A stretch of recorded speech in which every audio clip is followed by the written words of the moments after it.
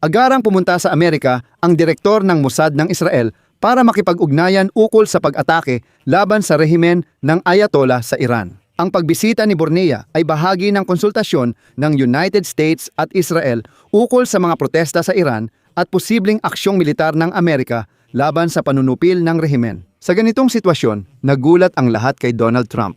Ayon sa kanya, bumaba ang panunupil sa Iran kaya nabawasan ang pangangailangan sa pag-atake ng misail laban sa rehimen ng Ayatollah. Nagbigay rin ng pahayag ang espesyal na sugo niyang si Stephen Witkoff na kamakailan ay nakipag-usap sa mga Iranian.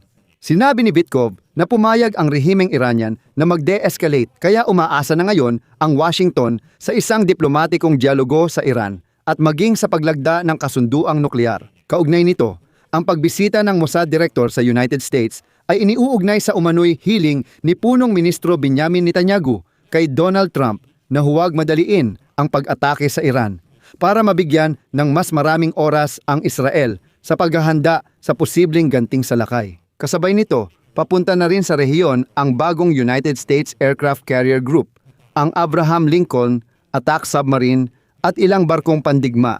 Ano ba talaga ang nangyari? Nagbago ba ng isip si Trump sa pag-atake sa Iran o itutuloy pa rin ito sa ibang oras at mas komplikado?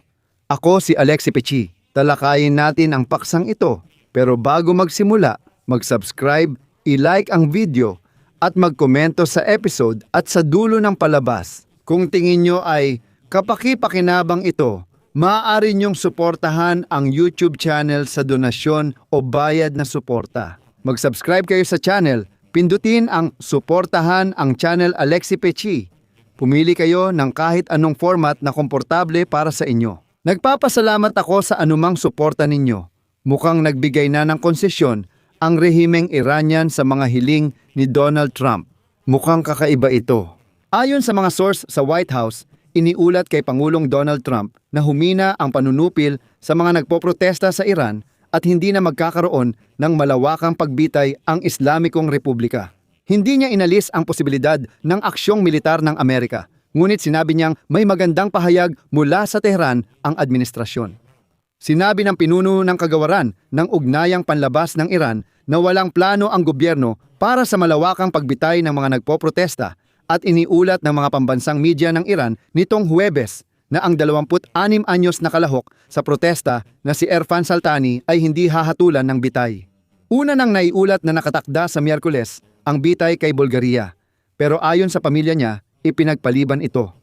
At pagkatapos na magbanta ang Pangulo ng Estados Unidos na handa ang Washington na makialam sa mga kaganapan upang tulungan ang mga nagpoprotesta sa lahat ng paraan, kabilang na ang paggamit ng puwersang militar. Bumaba pa rin ang presyo ng langis at ginto nitong Huwebes.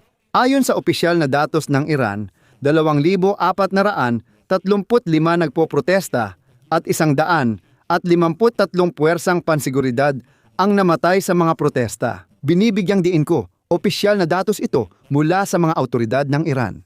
Nanawagan si United States kalihim ng pananalapi Scott Bessent sa mga opisyal ng Iran na gumawa ng tamang desisyon dahil nakikita ng United States ang malinaw na paglabas ng pera mula sa Iran. Narito ang sinabi niya, alam ng United States Treasury na mabilis ninyong inililipat sa ibang bansa ang perang ninakaw mula sa mga pamilyang Iranian, parang mga dagang tumatakas sa barko.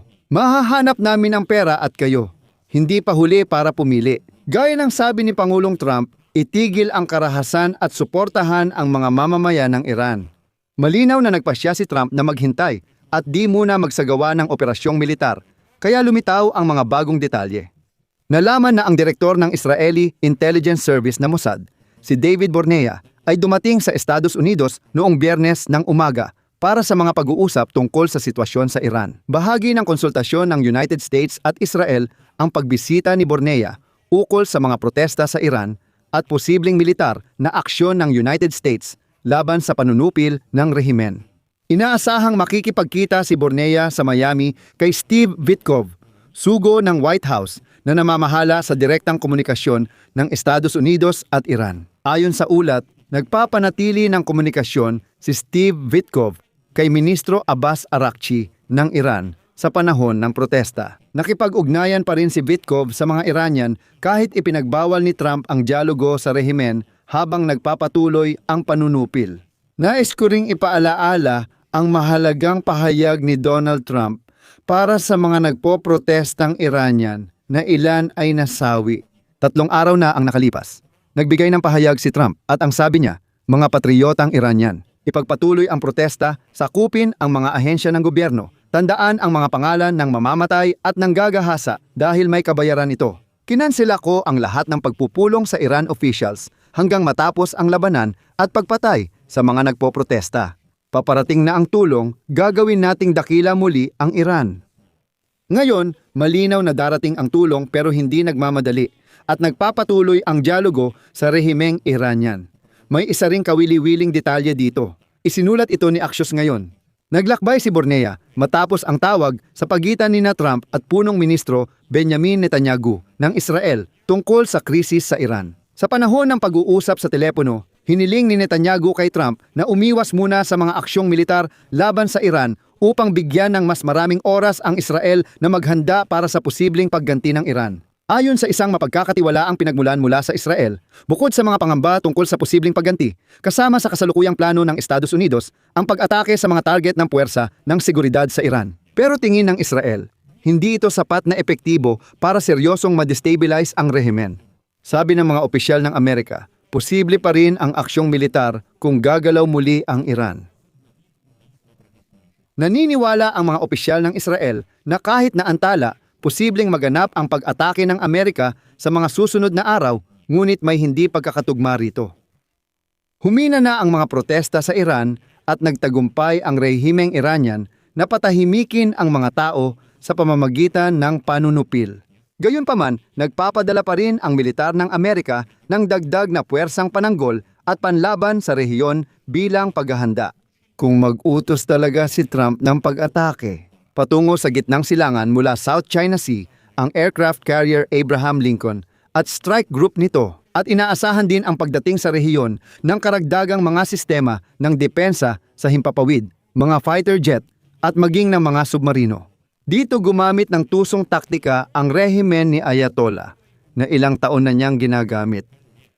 Nang lumapit kay Witkoff, iminungkahi ni Iranyanong Ministro Arakci ang pagpupulong para simulan muli ang negosasyong nuklear.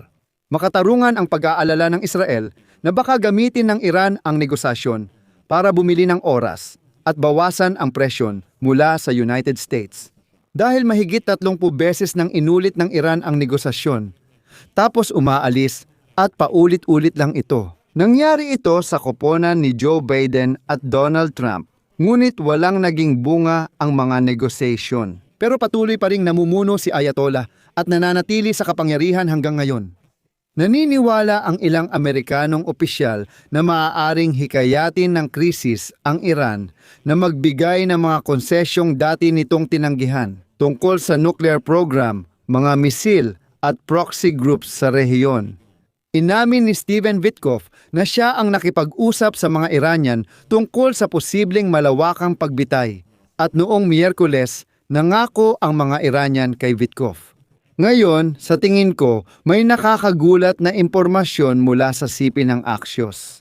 Sinabi ni Stephen Witkoff na umaasa siya na magkakaroon ng pagkakataon para sa diplomatikong solusyon kasama ang Iran. At binigyang diin niya na anumang kasunduan ay dapat isaalang-alang ang mga issue ng pagpayaman ng uranium at mga reserba ng enriched uranium sa Iran, ang arsenal ng ballistic missiles ng Iran, at ang kanilang network ng mga puppet sa buong rehiyon. Ayon kay Stephen Witkoff, mahirap ang kalagayan ng ekonomiya ng Iran at gusto ng Tehran itong baguhin para makabalik sa komunidad ng mga bansa.